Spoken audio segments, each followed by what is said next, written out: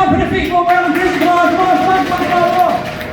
Everyone, let's start your applause, come on, get your applause, come on. More, give me more. Let's make Judy bring it, ladies and gentlemen. Hello, Wanaka. How you doing? So it's always a good idea with comedy to start with something relatable. So have you guys ever been to a supermarket and you're only going for a couple of things, so you don't bother with the bag, you go down and you end up getting more stuff, but you go to the checkout and the checkout lady says, hey, do you want to grab a bag? And you're like, no, I don't need a bag, I'm a grown-ass man, I can handle my shit, I know what I'm about. So she kind of smiles at you and just starts scanning the stuff, and then you're like, you pick up something and you drop something now. So you bend down and you go, no, you dropped something else. And now the lady's laughing at you. You're like, fuck you, all right, I'll do this. And now you drop, and it's broken, it's open now, it's everywhere, and you slipped over in it, and you're on the ground, and now people are gathering, and they're all laughing at you, and you realise that you've split your pants. And there's no possible way that you can style out of this.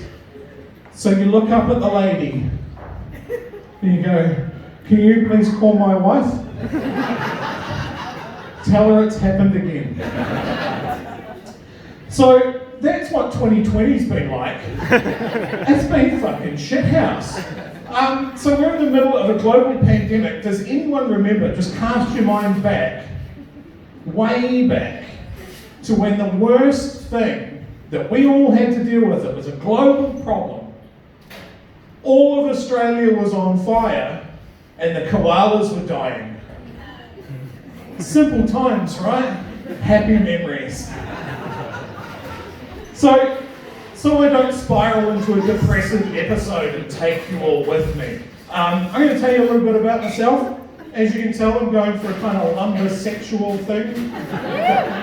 The check shirt and the craft beer belly. As because I lived in Wellington for 10 years. And, well, you'll know, Wellington's a very pretentious place. Like, you've got to be into that craft beer. You've got to be into bands that no one's heard of. And I loved Wellington. Wellington was great. So why am I here? I'll tell you why. I completed Wellington. I clocked it. I had seen everything that Wellington had to show me, and I can pinpoint it down to one particular event. I was coming home from a bar, I'd gone past the petrol station, I got a pie and a drink, and I walked into my street, and there was a 30-person, all drag queen brawl. What do you do? What do you do when you come around and that's what's happening on your street? Well, if you're anything like me, you stand there and you eat your fucking pie. Because I tell you what, you haven't seen anything as fabulous as 30 drag queens wailing on each other. And you might have watched some mixed martial arts, some combat sports, you might even know how to defend yourself a little bit, but you have not done it while you're trying to defend your custom-made, ordered from overseas, way too expensive beehive wig. Can you duck a platform shoe? You don't know. You don't know. These people did. So I left Wellington. Nothing else to see there. Job done. And then I made a mistake. After that, which cannot be topped, I went right back to the bottom. I'm from Timaru. And for some fucking reason, I thought, hey, you know what'd be cool? Let's go home. Let's see the parental units. Let's run those old streets I used to hang out on. Maybe I was too harsh on the place when I was younger. So I did that. I walked those streets. That's the best way that you can get the kind of vibe of a place, is just walk normal neighbourhood streets. Hear normal neighbourhood things. Kids playing in the background. Mum and Dad preparing dinner. Kevin! I have told you before, get your dick out of the fucking butter. Normal things through normal windows. So I heard that, and as it did to many of you I just saw, it rocked me. It rocked me to my core. So I sat on the curb and thought, what the fuck is going on? There's a lot to unpack there. Who is Kevin? Is Kevin like a young lad on the verge of sexual self-discovery? He's just trying to work out what he's all about. You know, or maybe, Kevin is an older family member. He's got to the stage he can't look after himself too good. So one of his kids has brought him into the family home. And it's only every now and then that he wanders into the kitchen with his bathrobe open to molest the spreadables. And I thought of another question. Was it hard or semi-soft? Like, there's a lot to unpack there. You know, as I said, I grew up in Timaru, and I said in this the other day, I have worked over half my life in retail. And that's, it's killed the room. Yeah, it's killed my spirit. I started working in retail in Timaru, and this is going to put an age on me that I'm not really super stoked about. I started working at Decca. And as you can imagine, working at Decca in Timaru was just, so good. But it was the start of something for me. It was the start of something that I realised that every retailer that I have ever worked in, one thing is consistent, one thing always happens, one thing you can 100% count on people to do. Every single place I've worked, someone shit on the floor. I'm going to tell you about that right now. So, my introduction to this, I was a kid of about 15, and people like to leave me on the tills while the rest of the staff went and smoked weed in the loading dock. And so I'm all alone there on a Friday night. The guy comes up, he gets his purchases, and he goes, I don't know how to tell you about this, mate, but someone's done a big shit in changing room number 2. Anyway, have a good one. And so I can't leave the till. What am I going to do? The only option I have is to put it over the PA. Attention staff, there's a number 2 and number 2. Number two. Again. My boss sprints out and he's like, what the shit? And I'm like, it's over there. It's over there.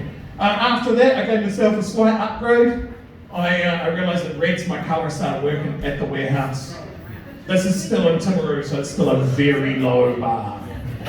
Okay, one of my jobs at the warehouse was to, on a Sunday morning, untangle all the shopping carts that the locals tended to build into some sort of medieval sex fort to fucking. Again, pretty consistent. It was on one of those morning missions that I discovered something that I still to this day call the man killer. It wasn't so much the girth or the texture that sticks in my memory, was the fact that someone got it into a trolley. If you think about the mechanics of that and the gymnastic ability that that person had, it's admirable, I think, is what it is. I used to work in a Blockbuster. That Blockbuster, somebody had thought it was a good idea to put a child's playground inside the building. That playground was a slide into a ballpark. One night I was closing up and I noticed that there was a skid mark from the top to the bottom. And you know what? That was someone else's problem because I was going home. I worked in an EB Games video game shop, absolute bastion of personal hygiene, I tell you what. Every customer conversation I had was riveting, and one time I was talking to this guy, he was very excited about the new Grand Theft Auto coming out, very excited, would not stop talking to me about it.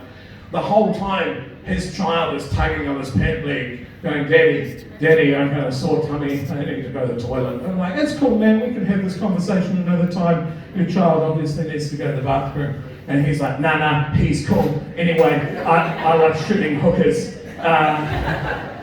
Daddy, ow. Yeah, so I'm going to kill so many hookers. And look, just shut up, okay? And at that point, the child exploded. It came out the cuffs of the pant legs, it came out the waistband, I'm pretty sure it came out the collar. It was a biohazard. It looked like someone had raided an Indian restaurant. And we had to close. It was so bad. I'd like to say that that's the last poo story that I have. It isn't.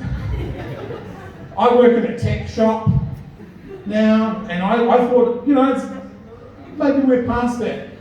One morning we were opening up, and there was. I want to imagine you to imagine maybe your own grandfather, just a kindly older senior citizen in a little blazer and that sort of thing. And he was lining up because every Sunday or Saturday he came in to get a movie, and he'd shuffle in with his little old man steps, his little old man posture and that sort of thing. And so I'm wandering in, I'm like, I'm sure he'll find the movie that he really likes. I just hope he has a super weekend. He does this. And a single dry, dusty turd rolls down his pant leg and onto the floor. And you know what? That broke me. That broke me as a person. And I was like, not today, Jesus. Not on my watch. And I'm like, excuse me, sir. Sir, you've dropped something. And you know what? This kindly old wizened man, he turned to me and he looked me in the eye. And he started patting himself down for his wallet and keys like he didn't know what I was fucking talking about. And that's why you should never trust the elderly and why you should get better work stories. My name's been Mike Chewy Bennett. You've been great. Thank you.